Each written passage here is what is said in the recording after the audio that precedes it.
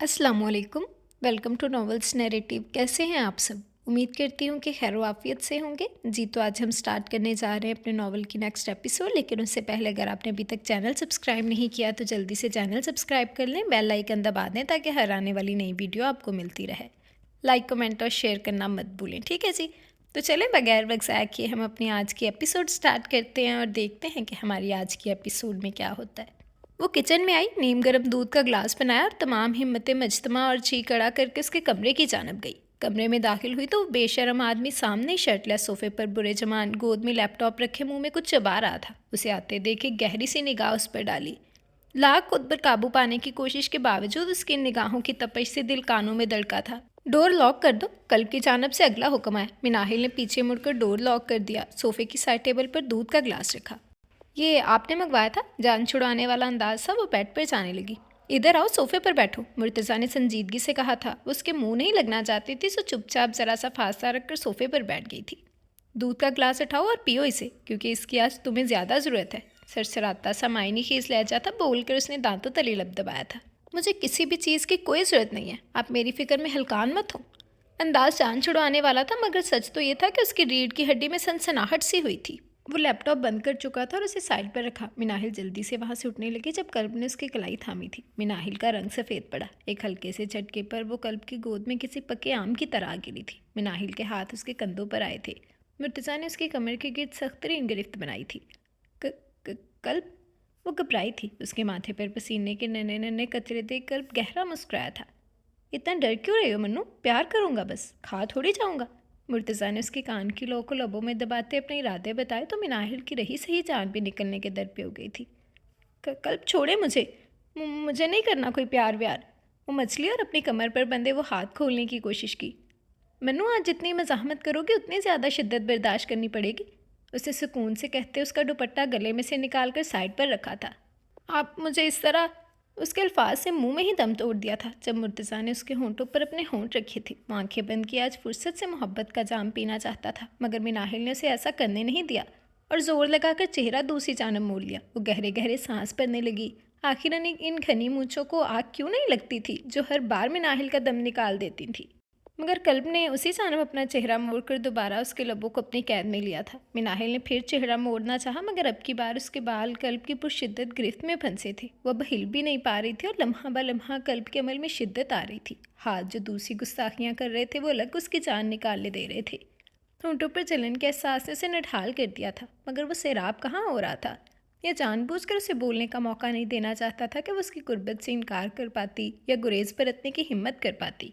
यूं ही इसीलिए वो उठा था, उसे बेड पर लेटाकर उस पर हावी हुआ। लाइट बंद की थी मुर्तज़ा ने और अब उसकी गर्दन में मुंह दिया। अंधेरा छाया था, पर्दे सिरक चुके थे और अब वो अपनी बेबाकियों और गुस्ताखियों में इतना आगे बढ़ गया था कि मिनाहिल का उसे रोक पाना नामुमकिन था।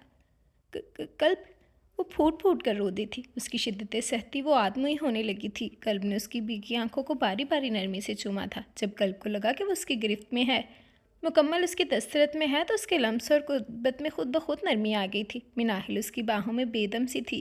जब उसे लगता कि वो बेजान होकर होश गंवा देगी, वो सितमगर अपनी शिद्दत से फिर उसे होश की दुनिया में खींच लेता और जब वो मरने लगती तो अपनी गुर्बत में बेतहाशा नरमी इख्तियार कर लेता। कमरे में मायने खेज खामोशी थी। गहरी रात की तारीकी में सांसों के मंतम से सुर इधर उधर बिखर रहे थे। जुदाई वक्ती थी तो मिलन दायमी था।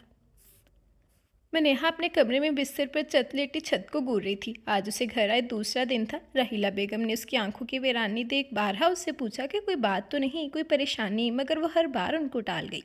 जब बेड पर सुकून न आया तो सोफे पर चली आई और अब सोफे पर लेटी जाने किस जहान की सैर को निकली हुई थी।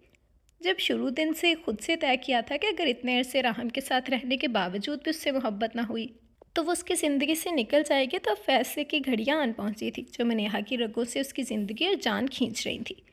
अभी घर में भी तो सबको हैंडल करने का मसला था, खासकर राहिला बेगम जो पहले ही दुखों की मानी थी। दिलो दिमाग के बीच एक अजियतनाक जंग सी छिड़ी थी, मगर पहले दिन से अपनी इज्जत नफ्स और नस्वानियत जो अजीज़ थी उसे कैसे रोन डालती।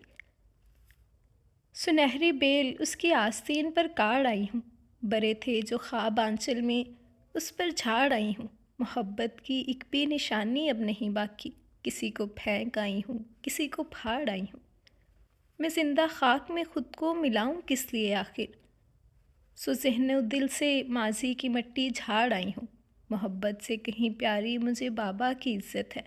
खुशी से अपने जज्बों को ज़मीं में गाड़ आई हूँ। जो सांसें दे नहीं सकता इन बेवजह लफ्ज़ों को, मैं उसकी इश्क पर लिखी किताबें फाड़ आई हूँ। वो अपने ख्यालात में खोई थी जब एक झटके से दरवाज़ा खोलकर वो उसके सर पर सवार हुआ था। वो एयरपोर्ट से कैब करवा कर निकला था और अपने घर जाने के बजाय सीधा राहीला आपी के घर का रुख किया। गाड़ी एक झटके से गेट के सामने रुकी थी। वो दंदनाता गाड़ी से उतरा था। एक झटके से इस घर में दाखिल हुआ। सामने ही राहीला अपने सामने कोई ड्रेस बिखेरे उसका डिज़ाइन सेट कर रही थी। राहीला उसे यूँ तनतने के साथ अंदर आते देखकर हैरान हुई थी। आपी, नेहा किधर है? वो इतना बुखलाया हुआ था कि इखलाकियात तक भूल चुका था। सलाम दुआ करने के बजाय सीधा नेहा का ही पूछ डाला था। वो अपने कमरे में है क्यों बेटा? खैरियत तो है ना? राहीला घबराई थी। जी जी खैरियत है, वो कहते उनसे नज़रें चुराता छपाक से लाउंज पार कर गया था। ढाड़ से दरवाज़ा खोलकर कमरे में दाखिल होकर रूम लॉक किया था।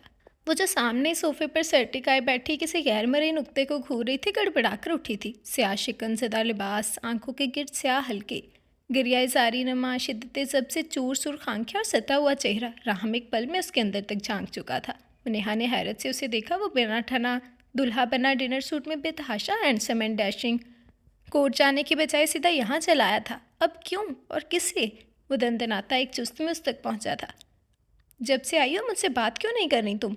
और अब मेरा नंबर ब्लॉक है, पूछ सकता हूँ क्यों? वो दांत पीस कर बोला था। मनेहा ने एक सर दाबरी थी। इरहा भांजी से हो गया होगा ब्लॉक, वो गेम्स खेलती है इसलिए। मनेहा का चेहरा बेतासुर था, सर्दो सपाट चेहरा जो हमेशा से सामने वाले को सुई की अन्नी की तरह चुभा था। राहम जानता था वो झूठ बोल रही है। मैंने तुम्हारा रूम चेक किया, तुम अपना सारा सामान उठा ली हो मनेहा। क्यों और किसकी इजाज़त से? राहम ने अपने जेल से सेट किए बाल अपनी मुट्ठियों में जकड़े थे। जाने क्यों लम्हा ब लम्हा पारा आसमान को छूने लगा था। तभी टेबल पर पड़ा वास राहम ने उसके पैरों में फोड़ा था। वो 2 फीट उछली, सहम कर पीछे हटी और दीवार के साथ लगी थी। मैं वापस नहीं आऊँगी। आपको इस ज़बरदस्ती के मुआहदे और घुटनज़दा रिश्ते से आज़ाद करती हूँ। अब आपको मेरी जिम्मेदारी की टेंशन लेने की कोई ज़रूरत नहीं है। मैं अपनी जिम्मेदारी खुद उठा सकती हूँ। बकवास बंद करो। वो ठाड़ा था और उसकी बात बीच में उसकी थी। उसके करीब आकर पिछली गर्दन से उसके बाल मुट्ठियों में जकड़े थे। एक हाथ से उसका जबड़ा दबोचा था। हमने ऐसा कुछ तय नहीं किया था। जैसे हो रहा है अब तक वैसे ही चलेगा।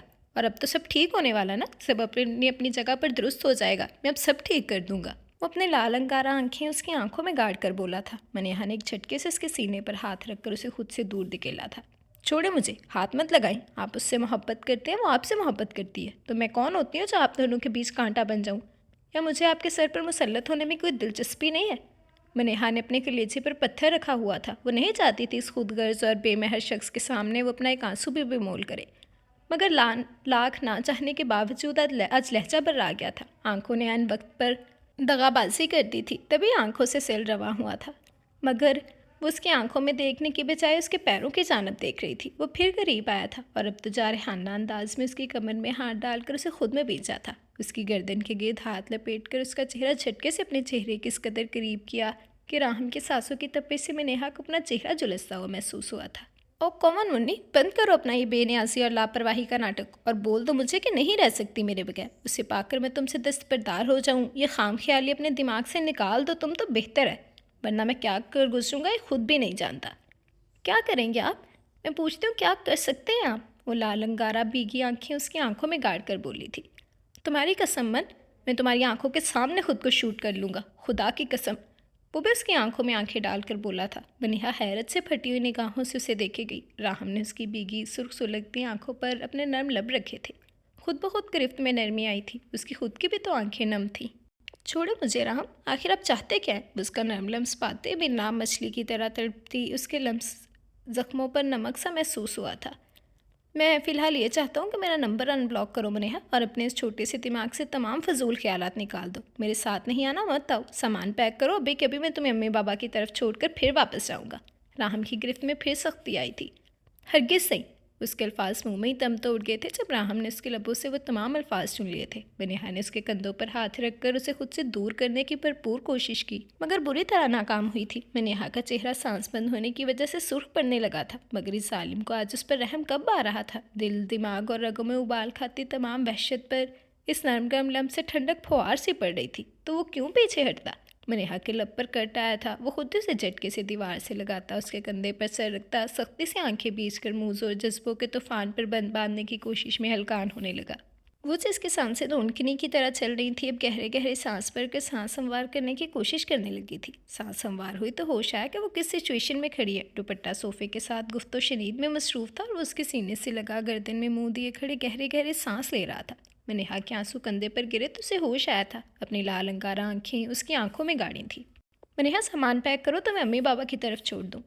नहीं, नो आर्ग्यू, वो धाड़ा। मनीहा मज़ीद शिद्दत से रोने लगी थी। तभी दरवाजे पर दस्तक हुई थी। राहम तो सुकून में खड़ा रहा जबकि वो बुरी तरह बुखलाई थी। जल्दी से दुपट्टा उठाकर आंसू से तर चेहरा साफ किया था। राहम ने दरवाज़ा खोला तो सामने राहिला बेगम परेशान सी खड़ी थी। फिर जब अंदर आकर मनीहा का भीगा चेहरा देखा तो मज़ीद चेहरे पर हवाइयाँ उड़ने लगीं। क्या हुआ राहम, खैर तो है ना? जल्दी बताओ मुझे, मेरा दिल बैठा जा रहा है। उनके हाथ पैर फूलने लगे तो राहम और मनीहा ने लपक कर उन्हें बिस्तर पर बिठाया था। कुछ नहीं आपी, मियाँ बीवी में छोटी मोटी अनबन तो होती रहती है। यह नाराज़ थी मुझसे, मैं मनाने ही आया था। लो, अब मान भी गई, पूछ लें बेशक, इतनी सी बात है और अब परेशान हो रही हैं। राम ने उन्हें खुद से लगाया था। राहिला बेगम ने मनीहा की जानब देखा तो उसने जल्दी से इस बात में सर हिला दिया। ये जिद कर रही है कि मम्मा पापा के पास जाएगी कुछ दिन। मैंने भी हामी भर लिया। जल्दी से सामान समेटो मनीहा, मैं तुम्हें घर छोड़ाऊँ, फिर निकलना है। राहम ने बिल्कुल नॉर्मल लहजे में कहा तो वो जल्दी से अपना सामान समेटने लगी थी और उसकी फुर्ती देख राहिला बेगम कुछ और समझती मुस्कुराई थी और मुतमिन होकर राहम से बातें करने लगी। वो बातों के दौरान वक्फे वक्फे से उस पर एक गहरी निगाह डाल लेता जो आते चेहरे से सामान समेट रही थी। आखिर वो अपनी हिट का पक्का उसे वहाँ से लेकर ही हिला था। वो लोग इधर घर आए तो उनका पुरतपाक इस्तकबाल किया गया था, मगर हयात साहिब ने नोट किया था कि मनेहा कुछ बुझी बुझी है। वो मनेहा को छोड़कर थका हारा रात गए तक वापस लौटा था। वो अपार्टमेंट के लॉन्च में दाखिल हुआ तो एक गहरी सांस भरी थी, क्योंकि वो सामने दुल्हन बनी बैठी पाँव तेज़ी से चलाती खून शाम निगाहों से अब्राहम को घूर रही थी। वो आहिस्तगी से चलता आ गया था और खामोशी से उसके सामने खड़ा हो गया था। राहम, जो आज आपने मेरे साथ किया उसकी क्या वजाहत देंगे आप? अलिशबा खड़ी होकर फनकार कर बोली थी। इशू, पैनिक मत होकर लो जाएगा निकाह, वो थके थके लहजे में कहता सोफे पर डैग सा गया था। क्यों, आज आप कहाँ गए थे? वो सर से लहजे में पूछ रही थी। कोई ज़रूरी काम था, वो झल्लाकर बोला। और वो ज़रूरी काम वो थी, है ना राहम? वो फिर फनकारी। राहम ने एक नज़र उसे देखा था। How could you do that to me Raham, how? वो आंसुओं का सैलाब बहाने लगी थी अब। अलिशबा प्लीज़ इरिटेट मत करो, और उसके मामले में मुझसे जितनी कम गुफ्तगू करोगे तुम्हारे लिए उतना ही बेहतर होगा, समझी? ओह, तो अब ये वक़्त है मेरी, ये हैसियत, ये औकात कि मेरी शादी वाले दिन बिना मुझे बताया मुझे छोड़कर, हमारा निकाह छोड़कर उसके पास चले गए, तो मुझे भी ज़िंदा रहने का कोई हक़ नहीं।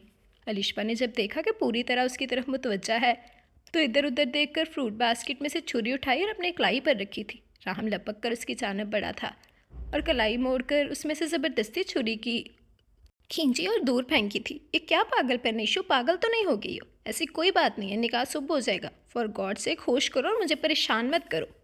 तो ठीक है ना, मैं चेंज करूँगी, ना आपको करने दूंगी, ना खुद सोऊंगी और आप भी जागेंगे, और सुबह होते ही हम कोर्ट मैरिज करेंगे। अलिशबा उसका गिरे बांध दबोच कर बोली थी। राहम बुरी तरह इरीटेट हुआ था। तुम पागल हो गई यशु, तुमने जागना है तो शौक से जागो, मगर मुझे सोने तो थक चुका हूँ मैं, और मज़ीद मेरा दिमाग घुमाया तो सख्त नुकसान उठाओगी, समझे? वो इधर ही कोट उतार कर फेंकता सोफे पर नीम दराज होकर कुशन अपने चेहरे पर रख गया था। उसकी जानब देख कर रह गई थी और इसी लिबास में सोफे पर बैठ गई। जल्दी राहम की भारी होती सांसों की आवाज़ सुनाई दी थी। वो उठी और अपने कमरे में बड़े मज़े से बेड पर अलार्म लगाकर सो गई। अब ये तो कन्फर्म था कि राहम अपने मखसूस टाइम पर सुबह 7 बजे ही उठने वाला था। गहरी रात अपने सीने में कई गहरे राज दफन करती आहिस्ता आहिस्ता गुजर गई थी। सुबह 6:45 बजे हल्के अलार्म पर अलिशबा की आंख खुली तो वो चुपके से उठी और जाकर राहम के सामने सोफे पर बैठ गई थी। हल्का सा सोफे की बैक पर सिर टिकाकर नींद से झूलती वो बंद होती आंखों के साथ बज़ाहिर काबिल रहम हालत में लग रही थी। उसी वक्त राहम की आंख खुली थी और उसे इस पोजीशन में अब तक बैठे देखकर वो अपने रात के रवैये पर जी भर कर शर्मिंदा हुआ था। इशू उठो, उसने उसका कंधा हिलाया था। वो चौंक कर सीधी हुई थी। आई एम सॉरी इशू, राहम ने कहा तो अपने मकसद की कामयाबी पर दिल में कमीनी सी हंसती थी। उठो, तैयारी करो, फिर 10 या 11 बजे तक कोर्ट चलेंगी। राहम ने हथियार डाले थे। ओके, वो उठी और फ्रेश हुई और घर के सादा से कपड़े पहन लिए थे। राहम भी फ्रेश होकर आया था। दोनों ने ब्रेकफास्ट किया। राहम ज़रूरी काम का बोलकर बाहर निकला। फिर वो दिन के 12 बजे वापस लौटा था और दोनों मैरिज रजिस्ट्रार ऑफिस गए थे। सुम्मी नाहिल की आंख खुली थी। पूरा वजूद जैसे बेजान सा था। वो कल्ब की मुखालिफ सिमत करवट लिए सो रही थी। अब जागी तो खुद को उसके मजबूत हिसार में मुकीद पाया था। मिनाहिल की पुश्त उसके कुशादा सीने से लगी हुई थी और कल्ब का एक बाजू उसके गिर्द लिपटा हुआ था। वो जाग गई और कई लम्हे यूं ही दम साध कर लेटी रही। रात उसके जुनूनी जज्बों की बारिश में वो पूर भीगी थी। रात उसने अपने हर अमल से साबित किया था जैसे कि वो उसके लिए कितनी अहम है या वो मिनाहिल से कितनी मोहब्बत करता है। उसकी आंखें, उसकी आंखों में मोहब्बत के जज्बों का एक जहां बात था मिनाहिल के लिए। मगर इस मोहब्बत का इजहार तो एक मर्तबा भी नहीं किया, ना ही अपने साबका रवैये की माफ़ी मांगी, तो फिर अपने तमाम हकूक़ क्या सोचकर वसूल किए कि बस वो उसकी मलकियत है। ये मनफी सोच दिमाग में आते मिनाहिल के पूरे जिस्म और रूह में एक दर्द की लहर दौड़ गई थी। अपना वजूद नहायत बेवकत लगने लगा। कल्ब जो कि कब से जाग रहा था वो जान चुका था कि वो जाग गई है, मगर यूं ही उसे हसार में लिए लेटा रहा।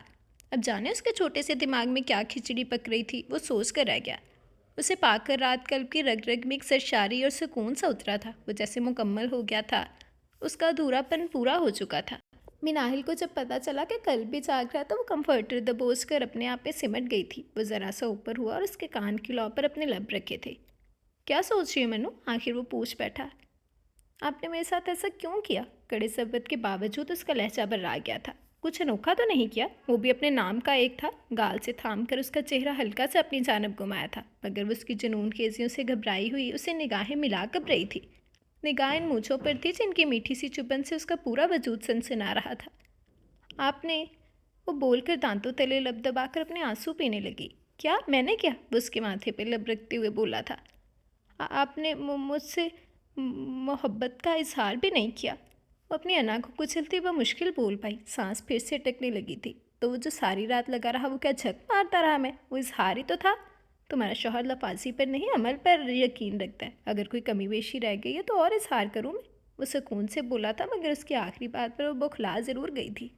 वो वाला नहीं, वो कलस कर मुंह बनाकर बोली। मगर अब उसने जैसे मायनी खेजी से मिनाहिल को देखा था, मिनाहिल का दिल क्या शर्म से डूब मरे। वो कानों तक सुर्ख हुई थी। मुर्तज़ा करीब से उसके बाल में हाथ फेरता दिलचस्पी से ये नज़ारा देखे गया था। मेरा मतलब है कि वो कुछ नहीं। जब उसे लगा कि वो अपना मुद्दा बयान नहीं कर पाएगी तो झंझला कर दामन छुड़ाना चाहा, मगर अभी कहाँ। अभी अभी तो वो दामन से लिपटा था, इतनी जल्दी उसका दामन कहाँ हाथ से छूटने देता। तभी उसकी आंखों पर अपने तिश्नाए लब रखे थे।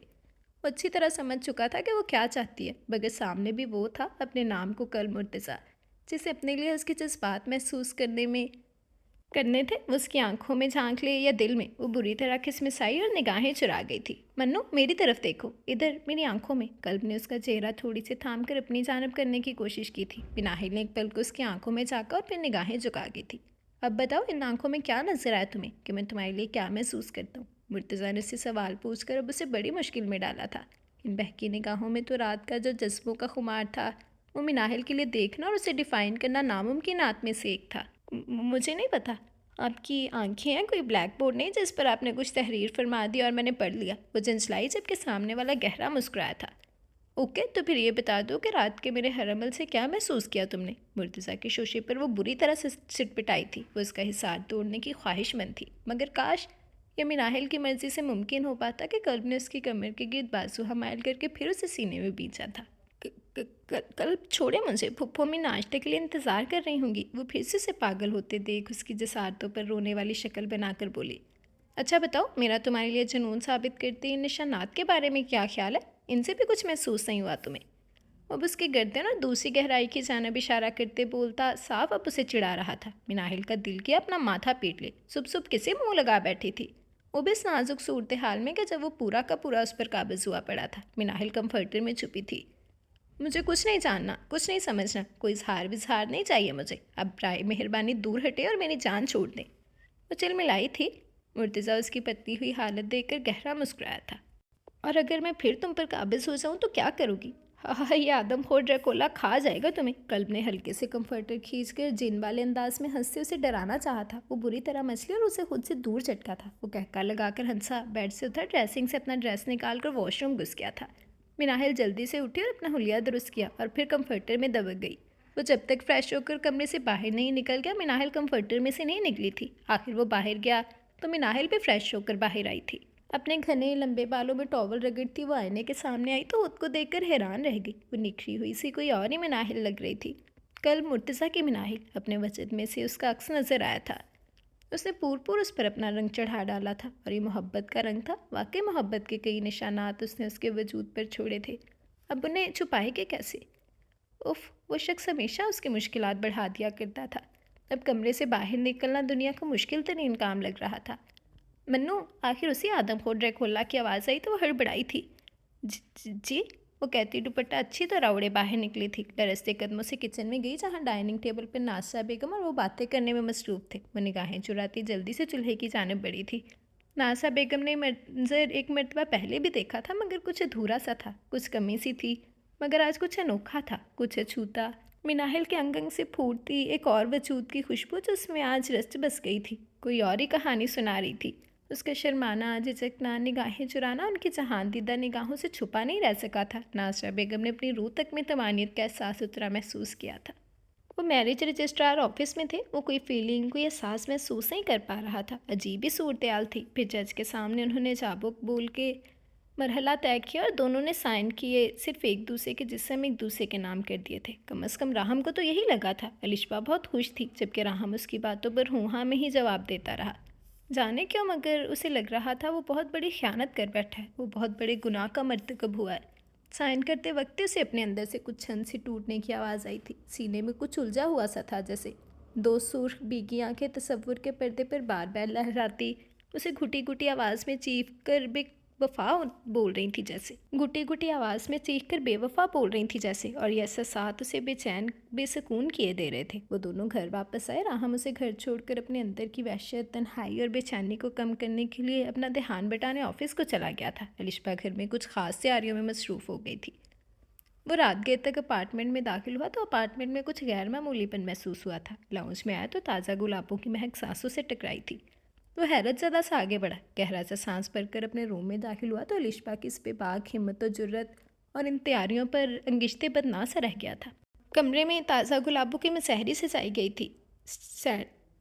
सैनिटेड कैंडल्स ने जा बजा चलकर कमरे में मध्यम और पुरफसूं सा उजाला फैला रखा था, और वो फूलों की कड़ियों के बीचों बीच दुल्हन बनी घूंघट निकाल कर बैठी थी। राहम की वहशत में ख़तरनाक हद तक इजाफा हुआ था। यह माहौल उस पर खमारी तारी करने की बजाय अजीब किस्म की बिजारी और वहशत तारी कर गया था। वो धीमे कदमों से संजीदगी से आगे बढ़ा। बेड पर बैठकर उसका घूंघट पलटा था। अच्छी लग रही है, उसे सादगी से कहा, जो मुस्कुरा तक न सका था। शुक्रिया, मेरी मुँह दिखाई का गिफ्ट। वो पूर से जीत रही थी। सॉरी, मैं कामों में ऐसा उलझा कि भूल गया, राहम ने संजीदगी से कहा। राहम, मैंने आपके कोट की पॉकेट में एक पेंडेंट देखा, हाफ हॉट शेप का। मुझे लगा वो आप मेरे लिए लाए होंगे मुंह दिखाई के गिफ्ट के तौर पर। उसका हाथ थाम कर लाड से बोली थी। वो तो मुर्तज़ा का था, उसे मिनाहिल भाभी के लिए बनवाना था, वाइट गोल्ड का। और वो तो डिज़ाइन का सैंपल था, मुझे मार्केट में मैं दे आया हूँ। उसने बड़े सुकून से झूठ बोला था। ओके, कोई बात नहीं, आप कर ले आना। वो मज़ीद करीब खिसक आई थी। राहम अचानक उसके करीब से उठा। अलिशबा हैरान हुई थी। क्या हुआ? अलिशबा ने नरमी से पूछा। पता नहीं, तबीयत से ख़राब है, वो बोलकर रॉकिंग चेयर पर बैठ गया। फिर काफ़ी देर उधर ही बैठा रहा था। वो रॉकिंग चेयर पर झूलता खोया खोया सा इस इतने अहम वक्त में जाने कौन से जहान की सैर को निकला हुआ था। वो कब से मसहरी पर बैठी गमो गुस्से से पहलू बदल रही थी, बुरी तरह अपनी उंगलियां चटखा रही थी। उसकी जहनी एब्सेंस तो वो सुबह से नोट कर रही थी। अब इतने अहम वक्त पर अपने फूलों की सेज पर बैठी पूर सजी दुल्हन को नज़रअंदाज किए वो जाने किन सोचों में खोया हुआ था। कहीं उस चुड़ैल के बारे में तो नहीं सोच रहा? और ये सोच आते अलिशबा के तन बदन में आग लगी थी। वो बेड से उतरती आहिस्तगी से चलती उसके करीब आई थी। रॉकिंग चेयर को हाथों से जकड़ कर साकत किया और बहुत कॉन्फिडेंस से उसकी गोद में बैठ गई। राहम अपनी जगह पर हैरत से गंग साकत हुआ था। उसकी आंखों में देखा तो बड़ी बेबाकी से उसकी आंखों में ही देख रही थी। आखिर क्यों, आज ही क्यों वो कदम पर उसका मुआवजा कर रहा था? शर्मो हया का पेकर दो झुकी निगाहें ध्यान के पर्दे पर लहराई थी। अलिशबा ने उसकी गर्दन के गिर्द बाजू हमाइल किया और दूसरे हाथ से उसके शर्ट के बटन खोलने लगी। राहम, कुछ करना नहीं है क्या? वो बोझल से लहजे में बड़ी बेबाकी से बोली थी कि राहम की आंखें हैरत से फटी की फटी रह गई थी। और उसकी अगली हरकत पर तो राहम अच्छा खासा झंझला उठा था कि उसकी गर्दन पर झुकी हुई थी तो उसके महरम होने के बावजूद शर्मो हया और वफा का फिक्र थी। जबकि इशू उस निकाह से पहले ही फ़ोन पर अक्सर उससे खुले अल्फाज में बेबाको मायनी खेज बातें करती थी। राहम को शदीद वहशत और वोमिटिंग जैसी फीलिंग्स आने लगी थी। अचानक राहम ने अपनी चिटकती कनपट्टियाँ सहलाई थी और तेज़ी से अलिशबा को एक्साइट करता उठ बैठा। इशू, मेरी तबीयत ठीक नहीं, तुम चेंज करके सो जाओ, वो कहता बाहर जाने लगा था। अलिशबा के तो तलवों पर लगी सर पर बुझी थी। ये क्यों नहीं कहते कि उस चुड़ैल के लिए देवदास बने हुए हैं कब से? राहम, आप ऐसे नहीं जा सकते, आप मेरी इंसल्ट कर रहे हैं। उसके गिरेबान को झंझोड़ती हलक के बल चिल्लाई थी। राहम को तो कदम कदम पर आज हैरत के समंदर में गोते दे रही थी। और तुम मुझे अब शदीद किस्म का इरिटेट कर रही हो इशू, दूर हटो मुझसे। उसके हाथ झटक कर धाड़ा था और रूम से बाहर निकलता चला गया। खाली कमरा अलिशबा को मुँह चिढ़ा रहा था। उसने कमरे की एक एक चीज़ नोच कर फेंक दी थी, अपना एक एक जेवर नोच कर फेंक डाला। इधर राहम लाउंज के पार उस कमरे में आया था जहाँ बेड की सिलबटों में उसकी खुशबू थी। आज वो इस कमरे में उसकी मौजूदगी चाहता था। कनपट्टियों को बुरी तरह मसल कर शिल होते सांप को रिलैक्स करने की कोशिश की। कुछ याद आने पर पॉकेट से फ़ोन निकाल कर उसे कॉल की। फ़ोन स्विच ऑफ था। राहम ने अपना फ़ोन पटक कर बेड पर मारा था। फिर कुछ याद आया तो पापा का नंबर डायल किया, मगर इधर भी वो सर खपाता रहा जो किसी ने उसका फ़ोन उठाया हो। उसे कुछ अनहोनी होने का एहसास हुआ।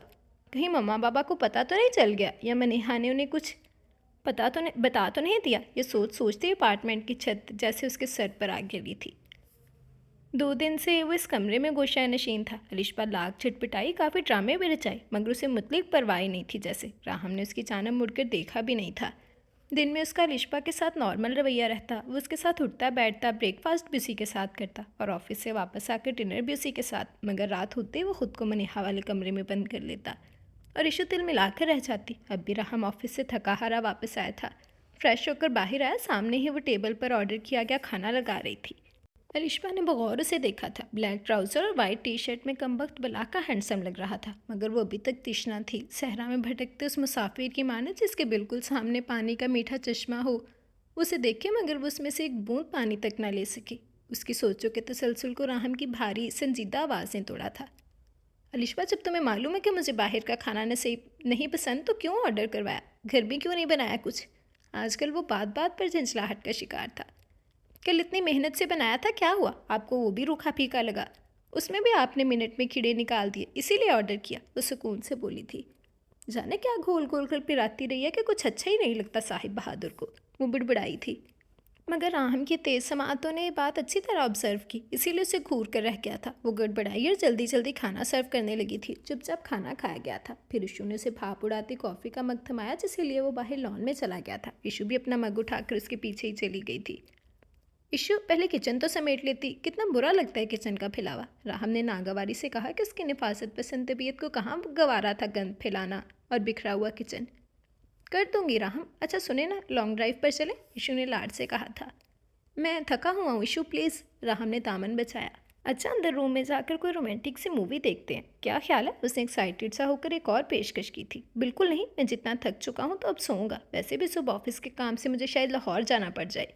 राहम ने उसकी इत्तला में इजाफा किया, जबकि लाहौर का नाम सुनकर अलिशा बुरी तरह बदमज़ा हुई थी। लेकिन राहम, सुबह तो संडे है ना? वो भी कहाँ कम थी। उसका खड़ा हुआ बहाना उसके मुंह पर मारने की कोशिश की थी। और कोई ज़रूरी काम नहीं हो सकता अलिशा मुझे? वो तेज़ लहजे में बोला था। राहम, हम हनीमून पर कब जाएंगे? वो झंझला कर बोले। राहम ने हैरत से उसे देखा था। नई नई जॉब है मेरी इशू, अब इतनी छुट्टियाँ अफोर्ड नहीं कर सकता ना, इन चौंचलों के लिए वक्त है मेरे पास। वो उकताकर बोला था और उसे हरी झंडी दिखाई। कॉफ़ी पी चुका तो अंदर की जानब कदम बढ़ाए। वो भी उसकी तकलीद में अंदर आई थी। आज फिर उसे उस मनहूस कमरे की जानब दे जाते देखकर अलिशा भनना कर उसके सामने आई थी। राहम ने अबरूज खाकर उसे देखा, जैसे पूछना चाहता हो क्या तकलीफ़ है। राहम, मसला क्या है आपके साथ? क्यों कर रहे हैं आप मेरे साथ ऐसा? आप जानते हैं आप रोज़ इंसल्ट करते हैं मेरी, मुझे इग्नोर करके, मेरी साथ की नफ़ी करके, मुझे मेरे हक से महरूम रख के। क्यों? आखिर क्यों? मैं पूछती हूँ, तकलीफ़ क्या है आपको? वो आज फट पड़ी थी।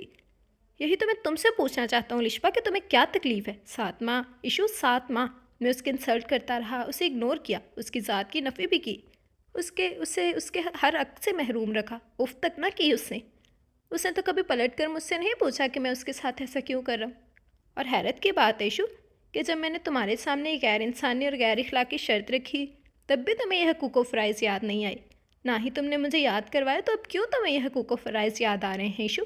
राहम का सर्द लहजा लाउंज में गूंजा था। तो अब क्या चाहते हैं आप? मुझे बता दें।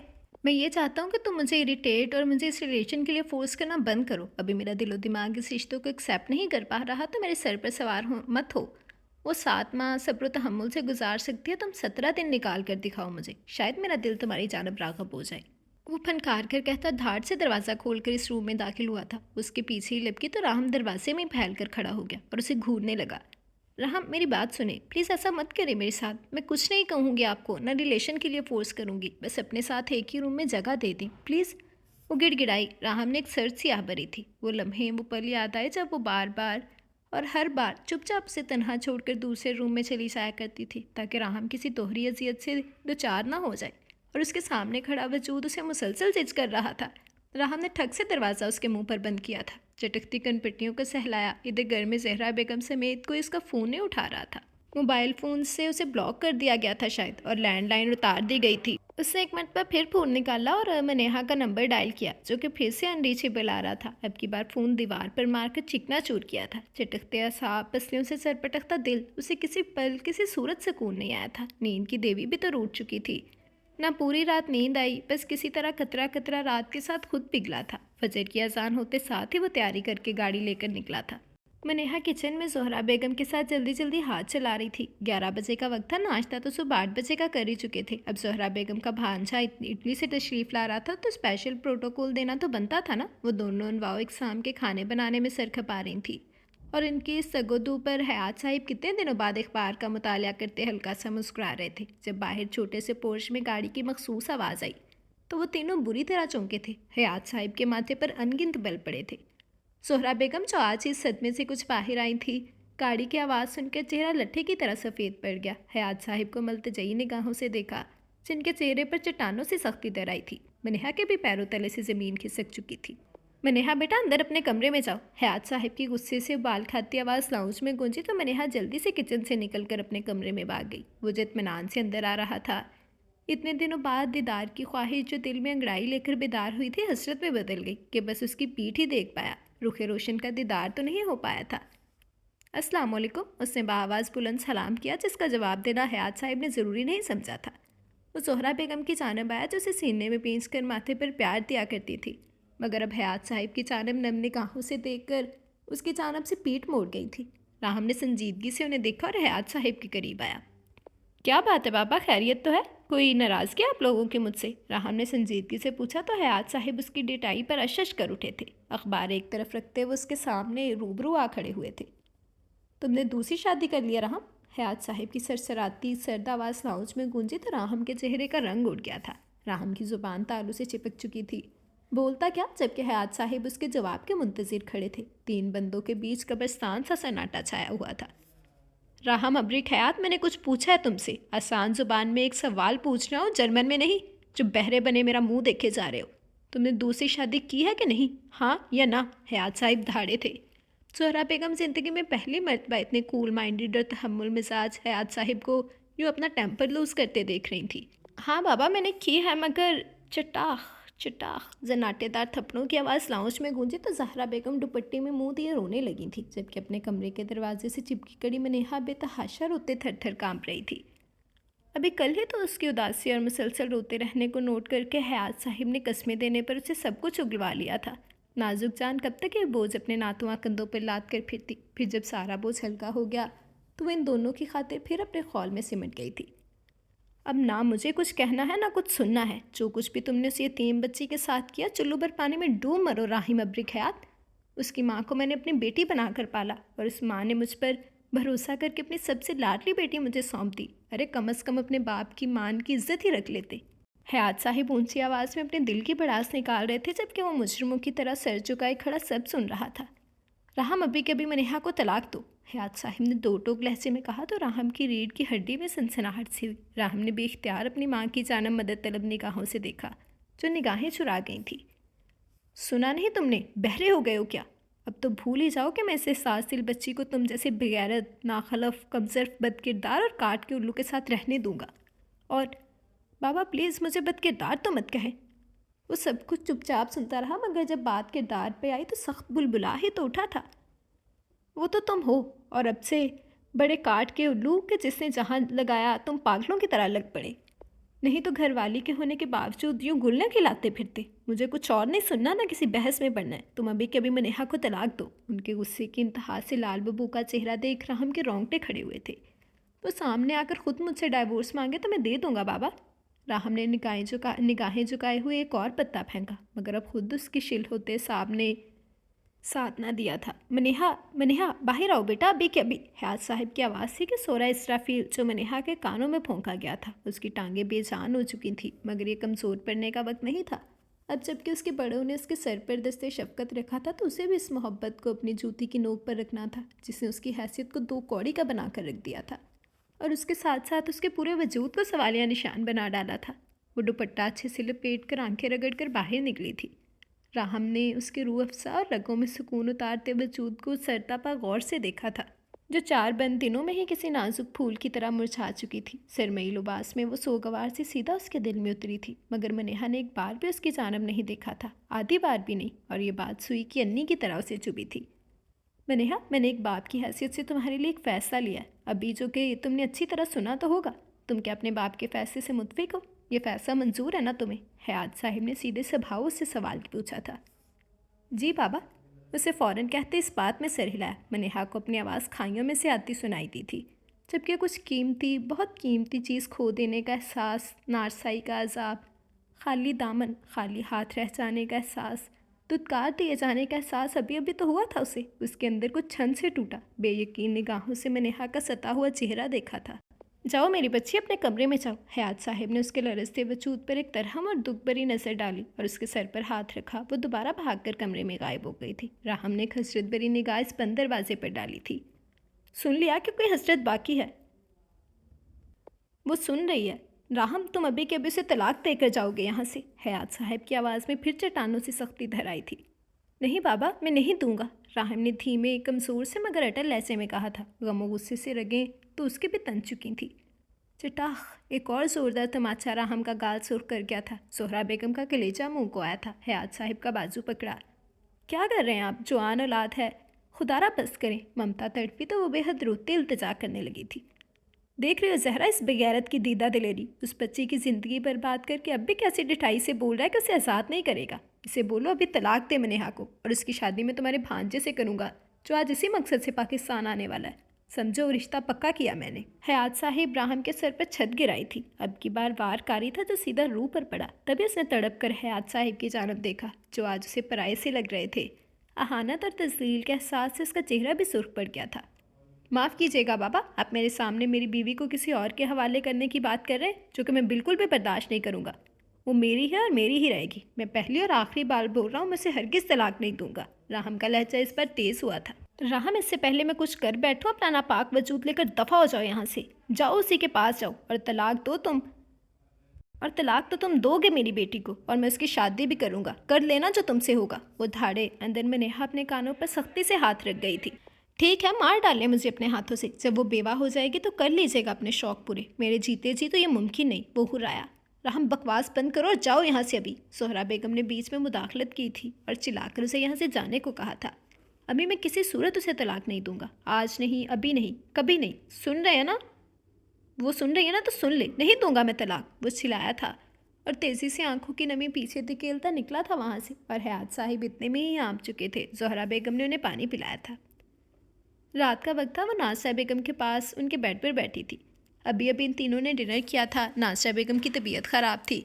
बुखार जो हुआ तो उतरने का नाम नहीं ले रहा था। वो ठंडे पानी की पट्टियाँ उनके माथे पर रख रही थी। मुर्तज़ा ने हॉस्पिटल से मुकम्मल चेकअप करवाया था उनका। कोई बीमारी तो नहीं थी उनको, मगर टांग की वजह से वो अक्सर थकावट का शिकार रहती थी। हल्का सा दरवाज़ा नॉक करके कल बंदर दाखिल हुआ था। कैसी तबीयत है बाप की? अम्मी उससे सामने सोफ़े पर बैठते हुए पूछा था। अब तो काफ़ी बेहतर है, कब से बोल रही हूँ इसे कि जाओ आराम करो, मगर ये सुनती नहीं। नाज़िया बेगम ने उसके सर पर मोहब्बत से हाथ रखा था। बिल्कुल अम्मी, ये कब सुनती है किसी की? अपना मुद्दा ज़बरदस्ती ही सुनाना पड़ता है मोहतरमा को। मुर्तज़ा ने छेड़ने वाले अंदाज में बोलकर दांतों तले लब दबाया। उसके बाद के मायने मतलब समझकर और मायने खेज बोलती निगाहों की तपिश से मिनाहिल गड़बड़ाई, जबकि नाज़िया बेगम मुस्कुरा दी थी। अम्मी ऐसा करें आज फुफ्फो अम्मी की तबीयत ठीक नहीं है तो आप ना जाकर लेट जाएं। मैं फुफ्फो अम्मी के पास ही रहूँगी आज। नाहिल ने मुर्तज़ा की जानब देखने से गुरेज करते हुए कहा था। मुर्तज़ा के तो काटो तो बदन में लहू नहीं वाला हिसाब था। शिकायती निगाहों से उसे घूरी से नवाजते वो शराफत से उठ भी गया था और अपने कमरे में चला गया। अरे कोई नहीं, जाओ तुम आराम करो। मनाहिल, अब मैं ठीक हूँ, सो जाएं फुफ्फो अम्मी। उनके करीब ही नींद दराज हुई थी। आधी रात का वक्त था। वो नाज़िया बेगम का सर दबाती उनके करीब ही काफ़ी अनकम्फर्टेबल हालत में बैकग्राउंड से टेक लगाकर अभी अभी सोई थी, मगर कोई जानी पहचानी आहट पाकर किसमें साई थी। मुर्तज़ा कमरे में दाखिल हुआ। नाज़िया बेगम के करीब जाकर उनका टेम्परेचर चेक किया, जो कि बिल्कुल नॉर्मल था, और वह सुकून से गहरी नींद सो रही थी। मिनाहिल की आंख खुली थी। मुर्तज़ा को नाज़िया बेगम के सिरहाने बैठे देखा तो गड़बड़ा कर उठ बैठी थी। आपको शायद फुफ्फो अम्मी की तबीयत की परेशानी की वजह से नींद नहीं आ रही। परेशान ना हो, बिल्कुल ठीक है फुफ्फो अम्मी। उसने दुपट्टा दुरुस्त किया और आहिस्तगी से बोली थी।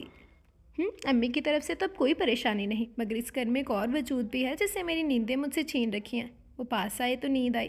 वो झंझलाकर मगर आहिस्ता आवाज़ में अपना मसला उसके गोश गुजार करता वहाँ से निकल गया। मिनाहिल ने अपना सर तकिए पर पटका, फिर शराफत से उठी और चप्पल पहनकर कंधों पर दुपट्टा दुरुस्त करके कमरे से बाहर निकलकर अपने पीछे दरवाज़ा आहिस्तगी से बंद किया और उस कमरे की चानक बड़ी थी। अपने कमरे में दाखिल हुई तो वह हस्बे तवक्को उसके इंतज़ार में दरवाज़ा खोले बेड पर आंखों पर बाजू रखे नीम दराज था। वो अंदर दाखिल हुई तो डोर लॉक किया था। आहट पर मुर्तज़ा ने बाजू हटाकर उसे देखा, फिर अपने पहलू से बेड से कंफर्टर उठाया था। वो चुपचाप आगे बढ़ी और उसके हटाए गए कंफर्टर की जगह पर लेट के उसके सीने पर सर रखा था। कल्ब ने आसूदगी से आंखें मूंदी। एह मनु, यू नो व्हाट, तुम्हारे कुर्ब की लज्जत मेरे दिल में उतर कर यूँ मुझे मदहोश करती है कि जैसे सर्द और मीठी हवा का दिल नशीन झोंका सुलगती धूप में गुजरे। उसके बालों में हाथ फेरता वो उसके कानों में मीठा सा रस घोल रहा था। वो उसकी बाहों में ही खुद में सिमट गई थी। क्या हुआ? मुर्तज़ा उसके सिमटने पर मुस्कुराया था। अभी तो आपको एक वजूद की वजह से नींद नहीं आ रही थी, तो अब जब वो मुयस्सर है तो चुपचाप शराफत से सो जाए। मिनाहिल ने उसे घर का था। उसे मुनाहिल का चेहरा हाथों में लेकर उसके गाल पर अपनी मूछें लिपकी थी। उफ, आह, क्या कर रहे हैं आप? मिनाहिल ने उसके सीने पर मुक्के बरसाए थे। अब रोज़ मुँह से बताया करूँ कि क्या कर रहा हूँ या क्या करने लगा हूँ। मुर्तज़ा ने उसके कान में सरगोशी की। मूँछों की चुभन कान पर महसूस हुई तो वो अपनी घबराहट छुपाने को उड़ाई थी। ये मूछें मुझसे 2 फीट के फासले पर रखा करें, समझे आप? नहीं रख सकता, क्या करोगी? वो भी अब उसे सीने पर गिराए बोला था। मैं भी आपको दांतों से काट खाऊंगी, वो खिचखिचाकर बोली थी। श्योर, उसने दावत दी और एक मरतबा फिर अपनी मूछें उसकी गर्दन पर रिप की थी। अब की बार मिनाहिल उसके चेहरे पर झुकी और उसके निचले लब को अपने दांतों में बीचा था। वो तड़पा और कहका लगाकर हंसा था। मिनाहिल अपनी ही हरकत पर तकिए में मुँह दे गई थी मगर उस पर हावी हुआ था। इसका बदला तो मैं सूद समेत लूँगा बुज़दिल चूहिया। रात गहरी थी और उसका बदला लेने का इरादा पुख्ता था। 2 माह बाद वो आज फिर हयात साहिब के सामने सर झुकाए खड़ा मिन्नत फरियाद कर रहा था। प्लीज़ बाबा, माफ़ कर दें मुझे। मैं शर्मिंदा हूँ। आपके सब इल्ज़ाम शिकवे शिकायत बजा है, लेकिन वो मेरी बीवी है, मेरी जिम्मेदारी जिसे निभाने में मैं कामयाब ना हो सका। पर प्लीज़ एक मौका दे दे बाबा, मैं आपकी सब शिकायतें दूर कर दूँगा। अब कभी शिकायत का मौका नहीं दूँगा। उसे प्लीज़ मेरे साथ भेज दें, वो मल्तजई लहजे में बोला था। राहम अब्रिक हयात, दफ़ा हो जाओ यहाँ से। मेरा पहला और आखिरी फैसला यही है कि मनेहा तुम्हारे साथ कहीं नहीं जाएगी। तलाक नहीं देनी, ना दो। अब मैं सीधा कोर्ट जाऊँगा और उसे खुला दिलवाऊँगा। हयात साहिब ने 2 टोक अंदाज में उसे कहा और बाहर का रास्ता दिखाया था। वो आज फिर तत्कार दिया गया था। लाहौर से जलील होकर थका हारा वापस आया था। ये 2 माह पल पल उसने अज़ियत की इंतहा में गुजारे थे। 2 माह में कोई 10वां चक्कर वो लाहौर के लगा चुका था, मगर उसके बाबा ऐसे बिगड़े थे कि उसे माफ़ करने का नाम नहीं ले रहे थे। ऊपर से वो जब भी लाहौर आता वो जाने कहाँ छुप जाती, जिसकी एक झलक देखने को वो बेताब था। मगर वो उसके सामने नहीं आती थी कि हयात साहिब का सख्ती से हुक्म था कि ना वो उसके सामने आएगी ना उसके साथ जाएगी, ना घर की दहलीज पार करेगी। राहम हर मर्तबा नामुराद वापस लौट जाता था, जैसा कि कल लौटा था। आज ऑफिस में दिन यूं ही कसरबंदी लिए गुजरा था। बेजार और उकताया सा वो घर आया, लाउंज में दाखिल हुआ तो सामने सामान पड़ा देखा। राहम ने गहरा सांस अपने अंदर खींचा। मतलब लिशबा वापस आ चुकी थी। आज उनकी शादी को तकरीबन 2 माह कुछ दिन होने वाले थे। पिछले 3 हफ्ते से लिशबा अपनी माँ के घर पर थी। कुछ भी तो ठीक नहीं था। उशू के साथ बिल्कुल नॉर्मल था, मगर उनका रिश्ता अभी तक आगे बढ़ ही नहीं पाया था, ना ही मुकम्मल हो पाया। इस अरसे के दौरान लिशबा ने उसे अपनी जानब मायल करने के 1000 जतन किए, मगर वो घोड़े की लगाम खींचकर उसे नदी तक खींचकर ले जा सकती थी, मगर उसे ज़बरदस्ती पानी पीने पर हरगिज़ मजबूर नहीं कर सकती थी। तभी वो भी अभी तक नामुराद और अधूरी थी। यूँ भी इंसान जो दूसरों के लिए बुरा सोचता है, आखिर ये क्यों भूल जाता है कि वो बुराई लौट कर उसी के दामन को आ लिपटेगी। राहम अंदर दाखिल हुआ तो वो किचन से निकली थी। कल आप फिर लाहौर गए थे, क्या हुआ? फिर वापस आ गए ठोकरें ठुड्डे खाकर? नहीं कबूल किया चहेती ने। शायद कोई और पसंद आ गया होगा, वो सुकून से बोली थी। पहले तो राहम ने हैरत से फटी आंखों से उसकी गौहर अफशानी मुलाहिजा की, फिर उसकी ज़ुबान और जुर्रत पर गुस्से से पागल हो गया था। बकवास बंद करो इशू, हद में रहो अपनी, वो धाड़ा। कमाल है, मैंने तो सच कहा, अब आपको कड़वा लग गया तो मैं क्या करूं? वो लापरवाही से बोली। अपनी हद में रहो इशू, और ये किस लहजे में किस तरीके से बात कर रही हो तुम मुझसे? राहम ने अजीब अंदाज में उसके बदले बदले तेवर देखे, जिसे शायद मेके वालों ने पट्टियाँ पढ़ा कर बेचा था। राहम तिल मिलाता अपने कमरे में आया था। अजियत ही अजियत थी। वो लिशबा से अपनी पसंद को मोहब्बत समझ बैठा था। वो लिशबा से अपनी वक्ती अट्रैक्शन को मोहब्बत समझ बैठा था, और जिसकी मोहब्बत उसकी रगों में सरायत कर चुकी थी उसे अपने हाथों से ही गवा बैठा था। वो मनेहा से किस कदर मोहब्बत करता है, इस बात का तदराक होते काफ़ी देर हो गई, और मोहब्बत हाथ से सूखी रेत की मानत फिसल गई। अलिशबा के साथ ये दिन गुजार कर पता चला कि उसे तो उसमें दिलचस्पी थी ही नहीं। तभी अभी तक उसके दिल में उसकी कुर्बत की ख्वाहिश कभी जागी ही नहीं, और इसीलिए ही अलिशबा के राहम को अपनी जानब राग़िब करने के बावजूद वो उसकी जानब मुतवज्जो ना हो पाया और उनमें कभी कोई रिलेशन बन ही नहीं पाया था। मनेहा के दूर होने पर उसे उसकी अहमियत का एहसास हुआ। तेरी आँखों के दरिया का उतरना भी ज़रूरी था, मोहब्बत भी ज़रूरी थी, बिछड़ना भी ज़रूरी था। ज़रूरी था कि हम दोनों तवाफ़े आरज़ू करते, मगर फिर आरज़ुओं का बिखरना भी ज़रूरी था। बताओ याद है तुमको वो जब दिल को चुराया था, पराई चीज़ को तुमने खुदा का घर बनाया था। वो जब कहते थे मेरा नाम तुम तस्बीह में पढ़ते हो, मोहब्बत की नमाज़ों को कज़ा करने से डरते हो। मगर अब याद आता है वो बातें थी महज़ बातें, कहीं बातों ही बातों में मुकरना भी ज़रूरी था।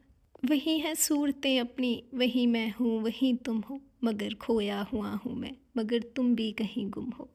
मोहब्बत में दगा की थी सो काफिर थे सो काफिर हैं, मिली हैं मंजिलें फिर भी मुसाफिर थे मुसाफिर हैं। तेरे दिल के निकाले हम, कहाँ भटके कहाँ पहुँचे, मगर भटके तो याद आया भटकना भी ज़रूरी था। मोहब्बत भी ज़रूरी थी, बिछड़ना भी ज़रूरी था। राहिम अब्रिक हयात को मनेहा राहम से धुआंधार किस्म की मोहब्बत हुई थी। उसे अपने सामने देखने की ख्वाहिश रगों में खून बनकर दौड़ने लगी थी। उसकी गुर्बत की ख्वाहिश दिल में एक फांद सी जगाती थी। उसकी खुशबू का वो दीवाना हो चला था। उसकी खुशबू उसके लिए एक नशा थी जिसके बगैर उसका तन बदन टूटता था। तो वो उसी दिन दिलो जान से कबूल कर चुका था जब मनेहा ने हयात साहिब के सामने उसे नज़रअंदाज करते अपना फ़ैसला हयात साहिब के हक़ में दिया था। उसी वक्त उसे खोने के एहसास ने राहम के दिल में सुइयां चबो डाली थी। राहम तड़प रहा था मनेहा राहम के लिए, जिसे उसने खुद से दूर किया था। कहते हैं कि मोहब्बत की कदर ना की जाए तो अपने बेकदरी से बड़ा खिराज वसूल करती है। इसीलिए ये सब हो रहा था उसके साथ। वो जल रहा था, मर रहा था। हर रात उस पर भारी पड़ती थी, जैसा कि ये रात फिर से आंखों में कटी थी। उसकी आंखें कई रातों के रज्जगू की गुमास थी।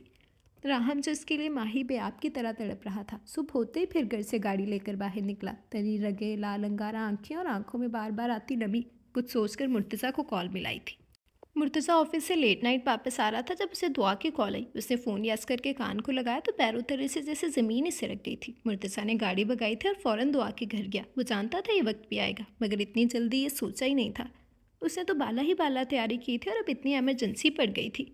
मिनाहिल की काफ़ी दिन से तबीयत बोझल सी रहने लगी थी, मगर चेकअप करवाने पर जो खुशखबरी सुनने को मिली वो आसमान में उड़ने लगी थी। एक तो इन 2 माह में मनचाहे शख्स की कुर्बत, और पहलू में जैसे उसके दिल की मलका बनकर गुजारे थे और ख़ुद को बहुत अहमियत देने लगी थी अब तो जन्नत से मटकर उसके कदमों में बिछने वाली थी। तो वो क्यों ना खुद पर नाजा होती। और वो शख्स ये खबर सुनकर क्या रिएक्ट करेगा, ये सोच सोच कर मिनाहिल के दिल में अभी से गुदगुदी हो रही थी। सबसे पहले ये खबर उसने नासा बेगम को सुनाई थी। वो भी बेतहाशा खुश थी। रात काफ़ी लेट उन्होंने इसका इंतज़ार किया, मगर उसने फ़ोन कर दिया कि वो एक ज़रूरी काम में मसरूफ़ है तो सुबह भी आएगा। खुशबू में बसी वो अपना पूर उसके लिए सजाए उसके इंतज़ार में बैठी थी। दिन का 1 बज चुका था और उसका कहीं अता पता ही नहीं था। इस गुड न्यूज़ की वजह से नासरा बेगम भी बेतहाशा खुश थी। अगर मिनाहिल ने उन्हें मना कर रखा था कि वो कल्ब को कुछ ना बताएं कि वो ये खबर खुद से सुनाना चाहती थी। बाहर गेट पर गाड़ी रुकने की मखसूस हॉर्न की आवाज़ आई तो वो भागकर अपने कमरे से बाहर आई। नासरा बेगम की किचन की खिड़की से मुस्कुराती है नज़ारा देखने लगी, मगर उनके होंठों की मुस्कुराहट पल भर में गायब हुई थी जब सामने का मंजर और मिनाहिल का लट्ठे की तरह सफ़ेद पड़ता चेहरा देखा था। कल्ब संजीदगी से गेट से अंदर दाखिल हुआ था और अकेला नहीं था, उसके साथ हस्का भी थी। वो नासा बेगम और मिनाहिल को नज़रअंदाज करता उसे लिए ऊपर के पोर्शन की जानब बढ़ा था, जिसका एक कमरा कल ही उससे खुद सेट किया था। मिनाहिल बेतहाशा आंसू बहाती नासा बेगम के कमरे में बंद हुई थी। मुर्तज़ा कुछ ही देर में नीचे आया था। नासा बेगम उसी के कमरे के दरवाजे पर खड़ी थी और सर्दो सपाट चेहरा लिए उसे ही देख रही थी, जबकि वो मिनाहिल की तलाश में इधर उधर देख रहा था। वो कमरे में नासरा बेगम के रूबरू आया तो नासरा बेगम का बेख्तियार हाथ घुमा था। एक जन्नाटेदार थप्पड़ मुर्तज़ा के गाल पर पड़ा था। मुर्तज़ा ने शॉक्ड स्टेट में माँ को देखा था। अम्मी, उसने बोलना चाहा। नासरा बेगम ने उसका गिरेबान पकड़ा था। क्या गुल खिला कर आए हो मुर्तज़ा? कसम खुदा की अगर आज तुमने इस बच्ची के साथ कोई ज्यादती या नाइंसाफ़ी की हुई तो मैं अपने हाथों से जान ले लूँगी तुम्हारी। नासरा बेगम फनकार कर बोली, जबकि इतने में ही वो थर थर काँपने लगी थी। मुर्तज़ा बुखलाया और उन्हें थाम कर सोफे पर बिठाया। उनकी जानब पानी का ग्लास बढ़ाया जो कि उन्होंने हाथ मार कर ज़मीन पर फेंक दिया। मुर्तज़ा ने सर से आ भरी थी। क्या यार अम्मी, आप दुनिया की पहली माँ होंगी जिन्हें अपने बेटे पर ही भरोसा नहीं है और उसे आप इतनी अहमियत देती हैं जैसे शुरू दिन से मैं जेलस फील करता हूँ, और यही मेरी उसके वजूद से चिढ़ का सबब बनी। मुर्तज़ा ने उनके पास बैठे ज़बरदस्ती उनका हाथ थामा था। ऐसा कुछ भी नहीं जैसा कि आप या वो बेवकूफ़ लड़की सोच रही है। मुर्तज़ा ने उनका चेहरा पकड़कर अपनी जानब घुमाया था और उन्हें इसका पर बीतने वाले तमाम अहवाल सुनाया। मुझे मालूम था अम्मी कि आज साहिब उसे कबूल नहीं करेंगे और नाराज़गी इस कदर है कि वो कभी अस्का को दोबारा इस घर में पनाह नहीं देंगे। हुआ भी यही। आज सुबह दुआ ने जब मुझे फ़ोन करके बुलाया तो अयाज साहिब ने अस्का को घर से बाहर निकाल फेंका हुआ था। वो बार बार ख़ुदकुशी करने की कोशिश कर चुकी है। नासा बेगम ने कुछ बोलने को मुंह खोला था कि मुर्तज़ा ने उनके मुंह पर हाथ रख लिया। जानता हूँ अम्मी, जानता हूँ। अब आप ये कहेंगी कि मुझे इस सब से क्या फ़र्क पड़ता है, उसके साथ जो मर्ज़ी हो। तो खुदा की कसम उठाने के बाद आपकी कसम उठाकर कहता हूँ अम्मी कि वो जिए या मरे मुझे रत्ती बराबर फ़र्क नहीं पड़ता, मगर मैं ये सब करने के लिए फिर भी मजबूर हूँ। वो क्यों? सिर्फ अपनी बहन दुआ के लिए। उसके अलावा भी ये आपकी और आपकी बहू की करम नवाजी है जिसने मुझ जैसे हैवान को इंसान बना दिया। अगर मैं पहले जैसा मुर्तज़ा होता तो मुझे किसी चीज़ से कोई फ़र्क नहीं पड़ता, मगर मैं मिनाहिल का मुर्तज़ा हूँ जिसे उससे ख़वातीन की इज़्ज़त करना सिखाया। और यकीन करें अम्मी, अगर अस्का की जगह यहाँ कोई भी होता तो मैं इंसानियत के नाते मिनाहिल और दुआ के लिए उसकी ऐसी ही मदद करता जैसे कि उसकी कर रहा हूँ। वो महज चंद दिन यहाँ रहेगी, मैं कोई अच्छी सी जगह देख कर उसकी वहाँ शादी कर दूंगा, बेफिक्र हो जाए। मुर्तज़ा अपनी बात सुनाकर खामोश हुआ था। नाज़िया बेगम को सुकून आया, बल्कि अब उन्होंने उसका माथा चूमा था। मगर उसे कैसे मनाओगे, वो तो मेरे कमरे में घुसी रोए जा रही है, नाज़िया बेगम ने फिक्रमंदी से कहा था। उसे मुझ पर एतबार करना चाहिए अम्मी। बताइए इन 2 माह में मैंने उसको मोहब्बत, तहफ़्फ़ुज़, इज़्ज़त व एहतराम देने में क्या कमी रखी है? एक ज़रा बराबर भी नहीं। जो वो यूँ पल भर में बेएतबार हो रही है, तो क्या मेरा हक़ नहीं कि मैं जो उसे पर बेतहाशा मोहब्बतें निछावर कर रहा हूँ, वो मुझ पर ज़रा सा एतबार करके मेरी मोहब्बत को मोतबर कर देती? मुर्तज़ा ने उल्टा उनसे शिकवा के नए लहजे में कहा तो नाज़िया बेगम पल भर को खामोश हुई थी। अच्छा ना उसकी हालत इस वक्त ऐसी नाजुक है कि वो ज़रा सी बात भी दिल पर लेगी, तभी ऐसा कर रही है। जब नाज़िया बेगम अब भी उसकी तरफदारी करने से बाज नहीं आई तो मुर्तज़ा ने उन्हें छोटी सी घूरी से नवाजा था। वो गहरा मुस्कुराई थी। कैसे नाजुक हालत, क्या हुआ उसे? मुर्तज़ा ने फिर भी फिक्रमंदी से पूछा था। बाप बनने वाले हो तुम और मैं दादी, नाज़िया बेगम ने मुस्कुरा कर कहा। वाकई सच में अम्मी, मुर्तज़ा ने नाज़िया बेगम को गले लगाकर झंझोड़ डाला था। अरे मियाँ माफ़ करो मुझे और जाओ अपने जोरू को मनाओ, इस हालत में उसका टेंशन लेना ठीक नहीं है। नाज़िया बेगम ने झंझलाकर उसे परे धकेला तो वो कहका लगाकर हंस पड़ा था। जानता हूँ, एक तो ये बुज़दिल चूहिया भी आपकी शाय पर शेरनी बन जाती है। लगता है आज मेरी मूंछों को वाकई नोच फेंकेगी, मुर्तज़ा ने भी झंझलाकर कहा तो नाज़िया बेगम गहरा मुस्कुराती थी। वो बाहर जाने लगा तो उसका फ़ोन रिंग हुआ। नंबर देखा तो राहम का था। यस करके कान को लगाया। अस्सलाम वालेकुम, कैसे हो और क्या कर रहे हो? मुर्तज़ा ने पूछा। मरने लगा हूँ, राहम की भीगी आवाज़ एयरपीस में से सुनाई दी तो मुर्तज़ा चौंका। माथे पर ढेर सारे बल आए थे। क्या बकवास कर रहे हो? आधी दोपहर कोई भंग पी लिया क्या? और तुम ड्राइविंग कर रहे हो? किधर जा रहे हो? राहम कॉमन बात करो मुझसे, मुर्तज़ा परेशानी से बोला कि राहम ने पहले कभी ऐसा बिहेव नहीं किया था। राहम उसे आहिस्तगी से सब बताता चला गया। अम्मी मुझे बहुत ज़रूरी काम है, मुझे कुछ देर हो जाएगी लौटते। आप उस बुज़दिल चूहिया का ख्याल रखिएगा, मैं लौट कर बात करता हूँ उससे, मुर्तज़ा ने नाज़िया बेगम को कहा और बाहर निकलता चला गया। फ़ोन हनूस कान को लगाया हुआ था। दूसरी तरफ वो जिसका मोहब्बत ने दिल का लहू निचोड़ डाला था वो रो रहा था शायद। राहम, इतना कुछ हो गया और तुम मुझे अब बता रहे हो? मुर्तज़ा ने दांत पीस कर कहा था। तो क्या करता, अभी तक तो खुद हैंडल करने की कोशिश कर रहा था, मगर अब बात मेरी बर्दाश्त से बहुत आगे निकल चुकी है। मुर्तज़ा, मेरा दम घुट जाएगा उसके बगैर। वो कर्ब की जाने कौन सी इंतहा पर था। गाड़ी अलग हचकोले खा रही थी। अच्छा तुम हो किधर? मुर्तज़ा गाड़ी लेकर निकला था। लाहौर ही आया हूँ, वो फिर रुंधी आवाज़ में बोला था। अच्छा मेरे अपार्टमेंट में आओ, भाभी को मैं लेकर आऊँगा। मुर्तज़ा अभी बात कर ही रहा था कि एक धमाके की आवाज़ फ़ोन में से गूंजी थी। राहम राहम बात करो मुझसे यार, मुर्तज़ा बुलबुलाया मगर कॉल डिस्कनेक्ट हो चुकी थी। जी तो ये थी हमारी आज की एपिसोड। उम्मीद करती हूँ कि आप लोगों को पसंद आई होगी। आप सबकी राय का, आप सबके कमेंट्स का मैं बेसब्री से इंतज़ार करूँगी। मुझे ज़रूर बताइएगा कि आज की एपिसोड कैसी लगी। आप सब ने अच्छा अच्छा रिस्पॉन्स देना है और मुझे बताना है कि आज की एपिसोड आप लोगों को कैसी लगी, ठीक है। इसके अलावा जिसने अभी तक चैनल सब्सक्राइब नहीं किया, जल्दी से चैनल सब्सक्राइब कर लें, बेल आइकन दबा दें ताकि हर आने वाली नई वीडियो आपको मिलती रहे। लाइक, कमेंट और शेयर करना मत भूलें। बाकी राहम के साथ तो मैं कह रही हूँ बहुत अच्छा हो रहा है। वो लायक ही इसी लायक है, आखिर नहीं टला। मुझे लगता था कि शायद रुक जाए, शायद ना करे लिशपा से शादी, लेकिन चवल उससे मारनी थी और उससे मार दिया। तो बाकी क्या लगता है आप लोगों को, क्या बनेहा करके राहम को माफ़ उसके साथ जा पाएगी या राहम खो देगा अपनी मोहब्बत को? आप लोगों की राय का बेसब्री से इंतज़ार रहेगा। और बताइएगा कि मिनाहिल और मुर्तज़ा की स्टोरी में क्या लगता है कि क्या मिनाहिल एतबार कर पाएगी मुर्तज़ा पे या अस्का बनेगी इनके रिश्ते में? गलत फहमी का कोई ज़रिया। तो आप लोगों की राय का मैं बेसब्री से इंतज़ार करूँगी। आप सब ने मुझे बताना है कि आज की एपिसोड कैसी लगी, और आप लोगों ने अच्छा रिस्पॉन्स देना है। मुझे ज़रूर बताइएगा कि आज के एपिसोड में क्या चीज़ अच्छी लगी, क्या बुरी लगी, क्योंकि आज के एपिसोड में राम की शादी करना मुझे बिल्कुल अच्छा नहीं लगा, और मेरा दिल कर रहा था कि मैं रिकॉर्डिंग के बीच में इसे गालियाँ देना शुरू कर दूँ मनहूस शख्स को, लेकिन अब उसके साथ अच्छा हो रहा है। मैं तो कहती हूँ तड़पे और तड़पे इसका तड़पाए इसे खूब। तो देखते हैं कि आगे क्या होता है। बाकी तबीयत थोड़ी सी नासाज है, मौसम चेंज हो रहा है तो गला ख़राब है, जिसकी वजह से सांस लेने में मतलब पढ़ने में काफ़ी प्रॉब्लम हो रही है, सांस बहुत फूल रहा है। तो इसमें अगर कोई डिस्टर्बेंस हुई हो तो उसके लिए माजरत। तो आप लोगों ने मुझे ज़रूर बताना है कि आज की एपिसोड आपको कैसी लगी। बाकी इस नावल की सिर्फ 2 एपिसोड्स और रह गई हैं, कल की और परसों की, तो नावल पहुंच जाएगा अपने अख्ताम को। आप लोगों ने मुझे ज़रूर बताना है कि आज की एपिसोड कैसी लगी। आप सबकी राय का, आप सबके कमेंट्स का मैं बेसब्री से इंतज़ार करूँगी। ठीक है जी।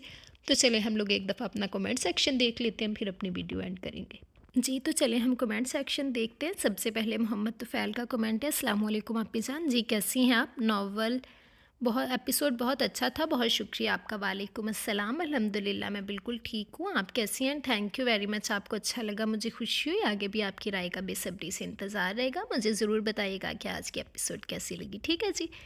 देन अब्दुल्ला अफसर शेख कह रहे हैं, really impressive, you are the first novel narrator who upload on daily basis. Thank you very much. बस आप लोग मुझे रिस्पॉन्स देते रहें, इंशाल्लाह आप लोगों के लिए तो मैं ही आप लोगों के लिए तो मेहनत करती हूँ, आप लोगों के लिए तो रोज़ रिकॉर्डिंग करती हूँ। तो थैंक यू वेरी मच। मुझे ज़रूर बताइएगा कि आज के नावल की एपिसोड कैसी लगी। आप लोगों की राय का बेसब्री से इंतज़ार रहेगा। देन मिनाल शुएब कह रही है, good, thank you very much Minal, आपको अच्छा लगा, मुझे खुशी हुई। आगे भी आपकी राय का इंतज़ार रहेगा। मुझे ज़रूर बताइएगा कि आपको आज की एपिसोड कैसी लगी। ठीक है जी। देन शायद सम कह रहे हैं, इस नावल का क्या नेम है प्लीज़ बताएं। इस नावल का नेम है तेरे नाम का शजर बाय अमरीन रियाज़। तो कैसा लगा आपको नावल। इस नावल पे आपकी राय का मुझे बेसब्री से इंतज़ार रहेगा। मुझे ज़रूर बताइएगा कि आपको नावल कैसा लगा है। ठीक है। देन ज़ैनब सगीर कह रही है, nice, thank you very much Zainab Sageer, आपको अच्छा लगा, मुझे खुशी हुई। आगे भी आपकी राय का इंतज़ार रहेगा। मुझे ज़रूर बताइएगा कि आज की एपिसोड कैसी लगी। वैसे पता नहीं मुझे आज क्या हुआ है, मैं बोल कुछ और रही हूँ, मेरी ज़ुबान से निकल कुछ और रहा है। अक्सर मेरे साथ ऐसा हो जाता है, कि आपके साथ भी होता है, मुझे ज़रूर बताइएगा। देन सेब कह रही है, very beautiful story, thank you very much सेब, आपको अच्छा लगा, मुझे खुशी हुई। आगे भी आपकी राय का इंतज़ार रहेगा। मुझे ज़रूर बताइएगा कि आज की एपिसोड आपको कैसी लगी। ठीक है जी। देन माई स्टिक्यू मोड कह रहे हैं, amazing novel, thank you very much, आपको अच्छा लगा, मुझे खुशी हुई। आज के एपिसोड पे भी अपनी राय का इजहार ज़रूर कीजिएगा कि आज की एपिसोड आपको कैसी लगी। ठीक है जी। देन ज़ेब कह रही हैं, अस्सलाम वालेकुम वरहमतुल्लाहि वबरकातुहू। वालेकुम अस्सलाम वरहमतुल्लाहि वबरकातुहू। एक लड़की, मैं सिस मैं एक लड़की हूँ। अच्छा, मुझे पता है ज़ेब कि आप लड़की हैं। अमेजिंग, शायद मैं कहीं कहीं बोल जाती हूँ, मुझे पता नहीं चलता, I am really sorry. Amazing suspense है, आपने एंड बहुत ही गलत वक्त पर किया। देखा, मैं कहती हूँ कि आप लोग इंतज़ार करें, आज भी एंड बड़ी गलत जगह पर हुआ है। क्या लगता है राहम बचा जाएगा कि पहुँच जाएगा ऊपर। दिल की धड़कन फास्ट फास्ट हो गई है। आई होप राहिम बस मिन्हा को जाकर साथ ले आए और ईशू को घर से निकाल दे। बगैरत शख्स ने शादी कर ली है अब उसे, और अब उसे एहसास हो रहा है कि उसे मिन्हा से मोहब्बत हो गई है। तो लद्दर फिट्टे मुँह इस तरह की मोहब्बत पे लानता ही पाओ फिर। अब देखते हैं कि क्या होता है। आई एम श्योर वो ड्रामा कर रही है, और क्या कर रही है जानी, ड्रामा ही कर रही है। वैसे अगर उसने अपने साथ कुछ कर लिया तो भी गलती तो राहम की होगी। उसको उस वक्त जब रियलाइज़ हुआ कि he is falling for Minha, he should stop issue and stop talking to her. अब बगैरत शख्स को महसूस ही बाद में हुआ, शादी वादी करके बाद में अब तड़पता फिर रहा है कि हाय मुझे तो नेहा से मोहब्बत थी, कि दौर फिट्टे मुँह तेरी मोहब्बत थी, अब तड़प बैठ के बेटा तू। उसकी वजह से ही तो वो लड़की इतना आगे सोचने लगी है। खैर please please, I hope the end is not that कि वो शादी कर ली, उससे कर ली या चवल इंसान है। अब देखते हैं क्या होता है। आई एम गोना क्राई, नहीं भैया आप रोना मत। मैंने भी पढ़ा है ना, तो मैंने उसे गालियाँ दी हैं राहम को, दिल से मैंने उसे बगैरत लान दी, जहन्नमी पता नहीं क्या कुछ बोला है। आप भी उसे दिल खोल के बड़ास निकालें, उसे बोलें और ख़ुद को बिल्कुल परेशान मत करें। भाड़ में भेजो भैया ऐसे बंदे को, जो दो दो लड़कियों के साथ है एक वक्त पे। उसे मिन्हा भी चाहिए, उसे इशू भी चाहिए थी, अब इशू से शादी कर लिया तो उसकी कदर नहीं रही। पहले मिन्हा पास थी, उसकी कदर नहीं है। मिन्हा चली गई तो उससे मोहब्बत हो गई है, कल को इशू चले जाएगी, चवल इंसान को उससे हो जाएगी। तो लाना तो पाओ इदा दे बंदे थे फिर। And I really love the way Murtaza is giving space to Minahil. बिल्कुल आप सही कह रही हैं, can't wait till tomorrow, lovely novel. Prayer for your mother. Thank you very much. आप लोग को बस दुआओं में याद रखिएगा and thank you very much Zeb, आपका कमेंट बहुत मज़े का था। मुझे बहुत खुशी हुई कि आप लोग अपनी राय का इजहार करते हैं, मुझे बताते हैं कि नावल आपको कैसा लग रहा है। और बाकी राहम के लिए तो मैं आप लोगों के कमेंट्स का बेसब्री से इंतज़ार करूँगी और मुझे पता है आपकी तरफ से उसके लिए बहुत बुरे वर्ड्स आने वाले हैं और मैं चाहती हूँ कि आप लोग उसके लिए बुरा बुरा बोलो। उसने चबल मारी है, तो मुझे ज़रूर बताइएगा कि आज की एपिसोड कैसी लगी। बेसब्री से इंतज़ार रहेगा। बस 2 एपिसोड्स रह गई हैं इस नावल की, तो अच्छा अच्छा रिस्पॉन्स दीजिएगा और मुझे ज़रूर बताइएगा कि आज की एपिसोड कैसी लगी। ठीक है, thank you very much Zeb. Then Jatti Y 2 ji कह रही हैं, आपी आई लव योर वॉइस, आपकी वॉइस बहुत अच्छी है। थैंक यू वेरी मच, आपको अच्छी लगी, मुझे खुशी हुई। मुझे ज़रूर बताइएगा कि नॉवेल्स आपको कैसे लगते हैं। आपकी राय का मुझे बेसब्री से इंतज़ार रहेगा and thank you very much. Amber Ali कह रही हैं, thanks for daily ep, please ऐसे ही दीजिएगा, कल भी वेट करेंगे हम बहुत शिद्दत के साथ। जी जी बिल्कुल, आपको वक्त से एपिसोड मिल जाएगी। आपको पहले कभी मैंने देर फेर की है, टाइम से ही एपिसोड दे देती हूँ। बस आप लोग रिस्पॉन्स अच्छा दिया करें। मुझे ज़रूर बताइएगा कि आज की एपिसोड आपको कैसी लगी। बेसब्री से इंतज़ार रहेगा। ठीक है, thank you very much Amber. Then Joshua Gilbert कह रहे हैं, ज़बरदस्त ep, thank you very much, आपको अच्छा लगा, मुझे खुशी हुई। आगे भी आपकी राय का इंतज़ार रहेगा। देन नईमा आरिफ कह रही हैं, प्लीज़ स्टोरी का एंड अच्छा करना प्लीज़। देखते हैं क्या होता है। अभी तो राहम ने चवल मार दी है तो कुछ कहा नहीं जा सकता। ऊपर से जो एपिसोड एंड हुई है, पता नहीं राहम बचेगा भी या ऊपर टपक जाएगा, कुछ कहा नहीं जा सकता। तो देखते हैं कि क्या होता है। आप लोग इंतज़ार करें और मुझे ज़रूर बताइएगा कि आज की एपिसोड कैसी लगी। देन समिया कह रही हैं, best novel, thank you very much Samiya, आपको अच्छा लगा, मुझे खुशी हुई। आगे भी आपकी राय का इंतज़ार रहेगा। देन राबिया इमरान कह रही हैं, बहुत बहुत अच्छा नावल है, प्लीज़ अगली किस जल्दी देते, शुक्रिया। थैंक यू वेरी मच, आपको अच्छा लगा, मुझे खुशी हुई। आगे भी आपकी राय का इंतज़ार रहेगा। ज़रूर बताइएगा कि आज की एपिसोड आपको कैसी लगी। देन रिया कह रही हैं, Riya Hasan, please someone tell the name of the novel please. इंशाल्लाह लास्ट एपिसोड में मेंशन होगा जैसे कि हमेशा से होता आया है।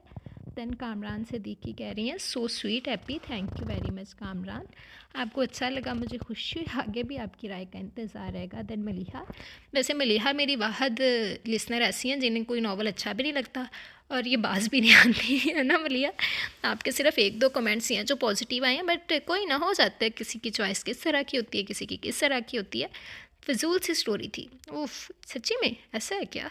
कहानी में कोई कनेक्टिविटी नहीं थी, बस अचानक से ही सब वाक़यात होते रहे और इंडिया तो ऐसे जाना आना जाना लगा हुआ था जैसे लाहौर कराची जाना हो। भैया उनके लिए होगा लाहौर कराची, लगता होगा। लाहौर से कराची जाने का सफ़र भी बहुत ज़्यादा है। मेरी तो नानी याद आ जाती है। बाकी थैंक यू वेरी मच, मैं क्या कहूँ, थैंक यू किस चीज़ का करूँ। आपको तो स्टोरी अच्छी नहीं लगी, बट क्या कर सकते हैं, नहीं अच्छी लगी तो मैं क्या करूँ मलिहा।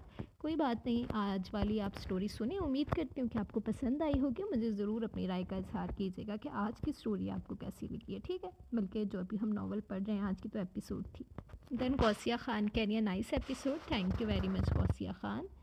देन नवीद ख़ान कह रहे हैं, नावल का नेम बताया करो प्लीज़। नावल नेम वीडियो के लास्ट में मेंशन होता है और आई थिंक सो प्लेलिस्ट पे मैंने पब्लिक करती हुई, अगर नहीं की तो इंशाल्लाह पब्लिक मैं कर दूँगी प्लेलिस्ट। और वीडियो का वो जो नावल का नेम होता है वो वीडियो के लास्ट में मेंशन होता है। ठीक है जी। देन महविश सिद्दीकी कह रही हैं, आप भी प्लीज़ एपिसोड लॉन्ग कर दें। लॉन्ग नहीं कर सकती, अभी थोड़ी सी मसरूफियात ज़्यादा है। 22 तक की मेरी कुछ रिकॉर्डिंग्स मैंने सेट कर दी हुई हैं इस नावल के बाद, तो 22 से हम इंशाल्लाह एपिसोड वाइज नया नावल स्टार्ट करेंगे। 23 से 23 या 4 से, ठीक है। तो हम तब एपिसोड वाइज नावल स्टार्ट करेंगे, तो वो नावल इंशाल्लाह मैं आपको लॉन्ग एपिसोड दिया करूँगी। और इसके बीच में जो नावल्स आएंगे वो तो हैं ही लॉन्ग नावल्स जो एक ही बार अपलोड हो जाएंगे। ठीक है, तो इंशाल्लाह आप लोग को जो लॉन्ग एपिसोड मिलेगी वो हम नेक्स्ट नावल से लॉन्ग करेंगे। ये वाला नावल आपको भी फ़िलहाल 1 घंटे की रिकॉर्डिंग ही मिला करेगी। ठीक है, अभी सिर्फ 2 एपिसोड्स ही रह गई हैं, कल की और परसों की, फिर ये नावल अपने अख्ताम को पहुंच जाएगा। ठीक है ji, thank you very much Mahvi Siddique. Then Shahnaz कह रही हैं, nice episode, thank you very much Shahnaz. Then soul development कह रही हैं, अस्सलाम वालेकुम, वालेकुम अस्सलाम, कैसी हैं आप? अल्हम्दुलिल्लाह मैं बिल्कुल ठीक हूँ, आप कैसी हैं? Thanks for the amazing story, is any similar to it? बिल्कुल है, इसमें प्लेलिस्ट बनी हुई है। दोस्त दारम, जुनून इश्क, दैन शिद्दत जनून, ये सारे नावल्स इन्हीं इसी तरह की स्टोरीज़ हैं, बहुत मज़े के नावल्स हैं। आप सुने, आपको बहुत पसंद आएंगे। मेरे चैनल की प्लेलिस्ट चेक करें, आपको वहाँ पर मिल जाएंगे। ठीक है जी, और आप ये दुआ करें 20 से मेरे पेपर्स हैं, अल्लाह पाक आपको कामयाब करे डियर, बिल्कुल भी परेशान मत होइएगा, बेस्ट ऑफ लक। इंशाल्लाह आप ज़रूर कामयाब होंगे और अच्छे अच्छे पेपर्स से हमारी दुआएं तो आपके साथ ही हैं, ठीक है। Thank you very much. Then Haris Khan कह रहे हैं प्यारी आप पे शुक्रिया बहुत बहुत, thank you very much Haris Khan. तो ये आयशा और सीमा का कमेंट नहीं था आज भी, कहाँ गायब हो आप लोग। तो ये थे हमारे आज के कमेंट्स। उम्मीद करती हूँ कि आप लोगों को आज की एपिसोड अच्छी लगी होगी। आप सब लोग अपनी राय का इजहार ज़रूर कीजिएगा, अच्छा अच्छा रिस्पॉन्स दीजिएगा। इसके अलावा जिसने अभी तक चैनल सब्सक्राइब नहीं किया जल्दी से चैनल सब्सक्राइब कर लें, बेल आइकन दबा दें ताकि हर आने वाली नई वीडियो आपको मिलती रहे। लाइक कमेंट और शेयर करना मत भूलें, ठीक है जी। तब हम इंशाल्लाह हाजिर होंगे कल इस नावल की सेकंड लास्ट एपिसोड के साथ। तब तक के लिए आप लोग आज की एपिसोड एंजॉय करें, अच्छा अच्छा रिस्पॉन्स दीजिएगा। मुझे इजाज़त दें, दुआओं में याद रखिएगा। अल्लाह हाफिज़।